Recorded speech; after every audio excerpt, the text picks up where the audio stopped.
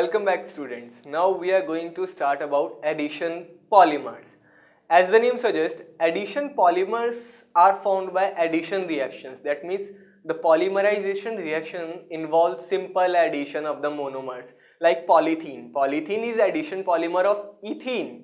So we'll see that what are these addition polymers, and there are different mechanisms for formation of an addition polymer like free radical mechanism, anionic mechanism, cationic mechanism, Ziegler-Natta polymerization. So there are different mechanisms. We'll study about these in more details. So let's start. Addition polymerization. Addition polymerization is also known as chain growth polymerization. And we know that in addition polymerization, molecules of same monomers or different monomers add together on a large scale to form polymer. It is a simple addition reaction. And actually addition polymerizations follow four different type of mechanism. The first one is free radical polymerization or cationic polymerization or anionic polymerization or Ziegler-Natta polymerization. Let's discuss this one by one. The first is free radical polymerization. This polymerization process is initiated by a free radical, as the name suggests. And what happens, let's say we have a free radical which is initiator here. It reacts with our monomer. Let's say it is here, this in this case, where G is a general group, maybe anything. Okay, now what happens that this reacts in this way. The initiator gets attached to this side and we get CH2, CH, G group here and a free radical. So this is actually the first step and also known as chain initiation step, because this reaction initiates here. In chain propagation step, what happens is this species, that is within free radical or initiator, CH2, CH, G. Okay, this reacts with another molecule of monomer which was CH2, double bond, CH and group. Okay, and they just add together to form this compounds. Initiator, CH2, then CH, G, this side part. Now adds on this to form CH2, CH, G, one electron goes this side and a free radical further generated, and the reaction continues. This the propagation step continues for a long time to form a long chain. Now there is a chain termination step, this continues, and in chain termination step is a step by which this reaction stops. We know that from this it is very clear that first free radical reacts with one monomeric unit, they form an adduct, it will further react with another molecule and the reaction will keep on going. So if we want to stop this, so what are the possibility to stop this reaction, and that would be known as chain termination. And this is done by the fact that, let's say there are two molecules of this free radical, CH, G, CH2. At any step, if the free radicals, two molecules of free radical combine with each other, they will form a simple adduct like this.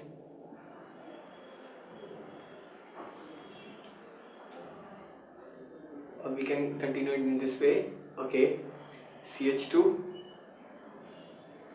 CH, okay, G, and again from this side CH, G, okay, this is not here again, then CH2, CH, G, CH2, I. So it was 1, 2, 3, 4, 1, 2, 3, 4, 5, 6, 7, 8. So in this way, if at any step, if the two free radicals combine with one another, the reaction will stop here because the free radical will get consumed. So there are three steps in which this reaction completes. The first one was initiation step, in which what happens that a free radical, which is actually initiator for this reaction, attacks on the monomer. It has attacked on this side and produce a free radical here, results in formation of this, and this free radical reacts with another molecule of a monomer to form a longer free radical, and the reaction continues number of times to increase the length of polymers.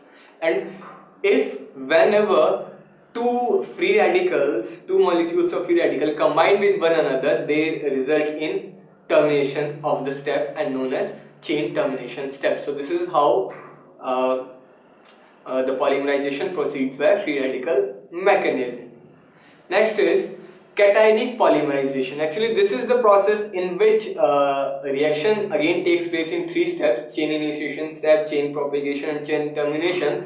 But this time, in that case, the initiator was a free radical. In this case, the initiator would be a cation, or we can say an electrophile, and the reaction would be like this something. There would be a free radical, let's say there would be a cation, let's say we have H positive, it is a electrophile. So this will react with or this will attack on our monomer to form a compound like this CH3. It will attack on this side, CH3, then CH, the group here, and this is the chain initiation step. This is where the reaction starts. In the chain propagation step, this cation which was formed in the first step will react with another molecule of free radical to form the longer chain CH3, CH, G, CH2, double bond, CH, G, this, and this will continue to increase the length. Now in termination, the termination of this mechanism takes place whenever the cation, intermediate cations formed, react with let's say an acid. Okay, one thing, there won't be double bonds anymore. Now if they somehow react with any nucleophile, the reaction will get terminated and we'll get this compound G, then CH, a double bond here, and the reaction will stop. So this is the mechanism for cationic polymerization. So for free radical polymerization, the intermediates are free radicals and also the initiator is free radical. In cationic polymerization, the intermediates are cations and also the initiator is cation. The third one is anionic polymerization. It again takes place in three steps, but again, yes, this time the intermediates is an anion, and what happens that the initiator is also a nucleophile. Okay, and let's say we have this nucleophile, and we have, let's say, same monomer CH2, CH, and with a group. In the very first step, we will get this compound CHG with a negative charge here. This is the chain initiation step. This is how the reaction is initiated. In the next step, this anion formed in the first step will react with another molecule of our monomer to form NH2, CH2, CHG, then CH2, CHG. So this is the chain propagation step and the reaction continues to increase the chain. Now what would be termination step? That if somehow any of the intermediate anion formed, let's say this one only in this case, any of the anion formed gets reacted with any cation, the reaction will terminate there with the formation of this compound.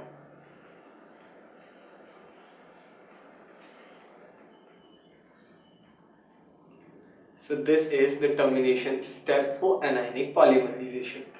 Next is Ziegler-Natta polymerization. Actually, addition polymerization, which takes place in the presence of Ziegler-Natta catalyst, is known as Ziegler-Natta polymerization.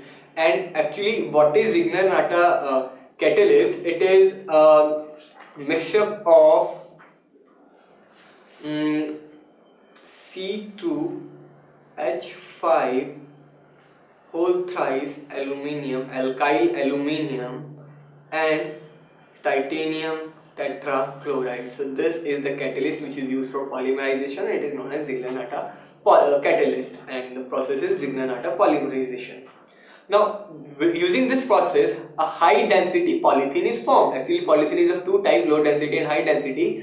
Low density polythene is simply formed by free radical mechanism, and high density polythene is formed using Ziegler-Natta polymerization method.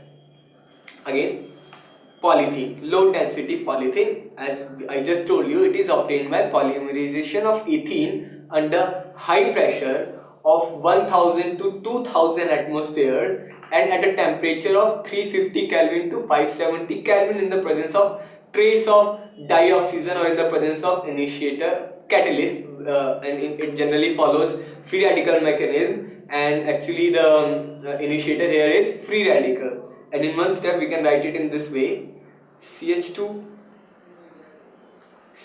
this is actually ethene, n number of ethene. On polymerization they form CH2, CH2 and a long chain of n length.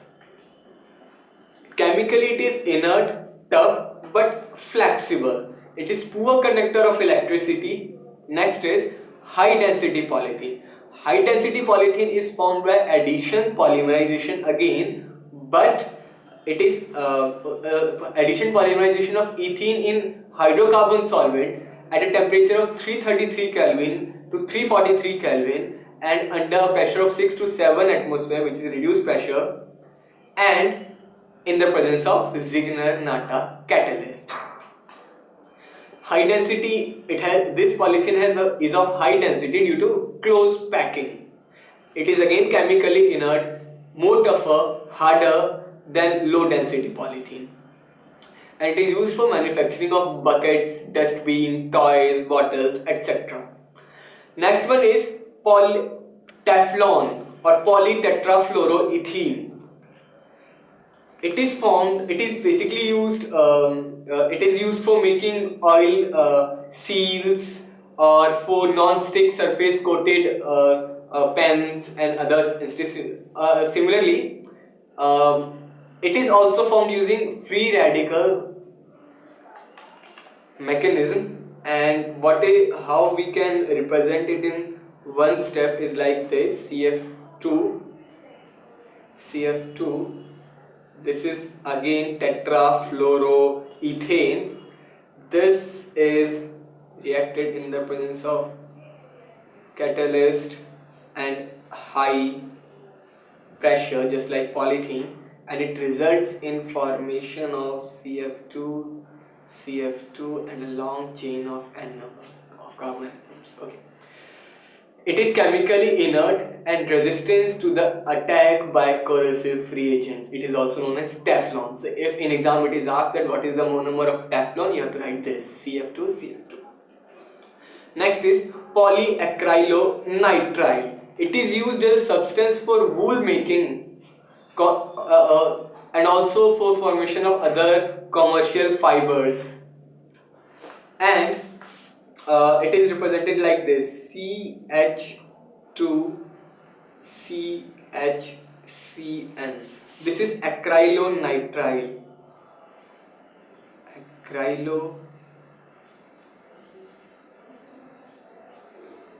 This acrylonitrile undergo addition polymerization. Addition polymerization in the presence of peroxide catalyst. That means it is also free radical. It also follows free radical mechanism and results in formation of polymer like CH2CH N, and here comes CN. This is known as polyacrylonitrile. Now there is a question.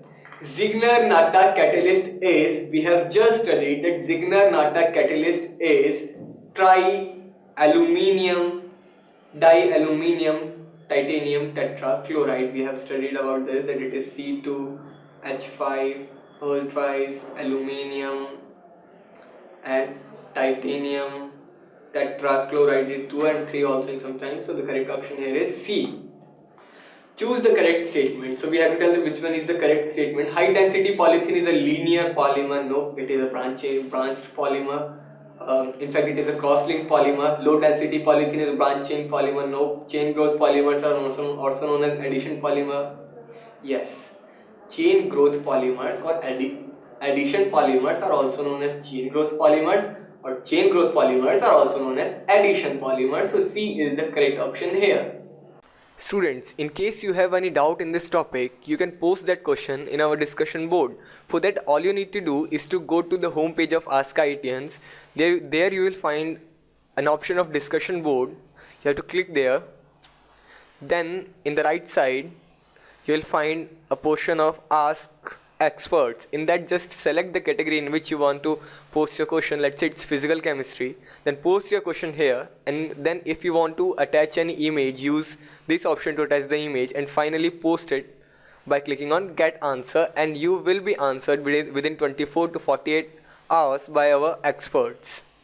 So students, now we are aware of addition polymerization process. We know that what are the various mechanisms like free radical mechanism, anionic polymerization, cationic polymerization, and Ziegler-Natta catalyzed polymerization. These different methods are used for preparation of addition polymers.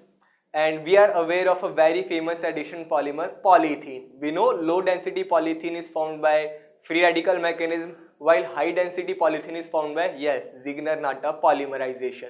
In our next video, we will move to condensation polymerization. So stay tuned. Thank you.